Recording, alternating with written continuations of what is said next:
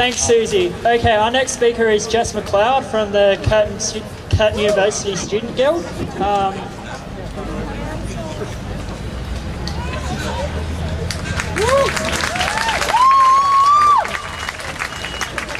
Hey everyone, I'm the Education Vice President at Curtin Student Guild, and it certainly feels like the tide is turning. I don't know if anyone noticed, Lynn McLaren mentioned it before, but the recent inquiries to the House of Representatives and to the Senate received more than 221,000 submissions supporting marriage equality.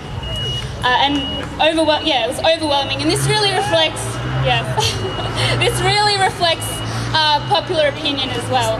The vast majority of people actually support marriage equality. Last year outside the Labor Party conference, 10,000 people rallied protesting, saying we demand our civil rights. And this was the biggest lesbian, gay, bisexual, transgender and intersex protest ever in Australia's history. And we've also seen Obama now coming out and saying that he supports marriage equality. But, and in response to that, Gillard reaffirming her opposition to us having civil rights. And yeah, shame on you, Gillard. And I think that, and actually, personally, I think that the whole idea of a conscience vote, if Gillard thinks, that we don't deserve civil rights, that it's a matter of conscience, that people should have the same equal rights as everyone else. Well, actually, I don't know if you have a conscience.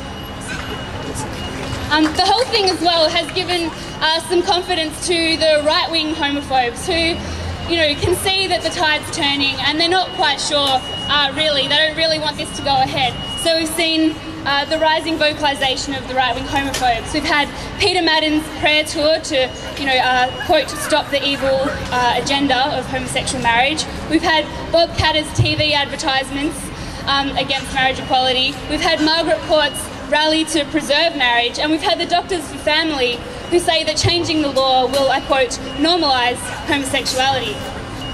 But we just need to be absolutely clear here that these people are in the minority. They do not represent popular opinion in Australia. They're just scared because they think the tide is turning.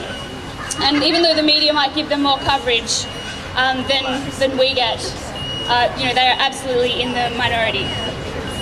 I think that it's really important today that everyone is here. It's actually part of a national day of action. I know that there are 400 people in Adelaide and hundreds in Brisbane and Sydney, and more than thousands in Melbourne. So we're part of a national mobilisation. And Gillard and the government would love nothing more than for us to shut up, for us to stop protesting, and for us to make it easy for them to continue the ban. And I think that that's a real credit to everyone that's here today, and that everyone who has stood up over the last few years, that we have, through consistently coming out into the streets, through looking to each other and to getting support from the wider community, that we've been able to turn around public opinion. We've been able to put pressure on the government and dog them at every single turn. They can't go anywhere without being asked, do you support marriage equality, and why the hell not? And also, I think that this really gives confidence to LGBTI people, can give us confidence in every aspect of our lives. They say that it's absolutely not good enough to put up with discrimination. We'll not put up with homophobia and transphobia. And the momentum is growing, and we will fight until we win. So well done to everyone who's here today. And I just wanted to finish with one of the chants, which I hope gets taken up while we march through the city. And it's out of the bars and into the streets, out of the closets and into the streets. Together we stand, together we fight. We demand our equal rights.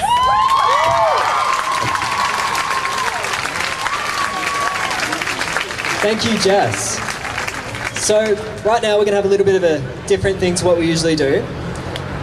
The rest of the country has announced that they're going to have their next action on August 11th. So I want to put it to a vote here with everyone here. Who here will come to the next action on August 11th?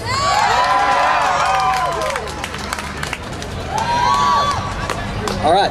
Well, on that note, we're going to start the march.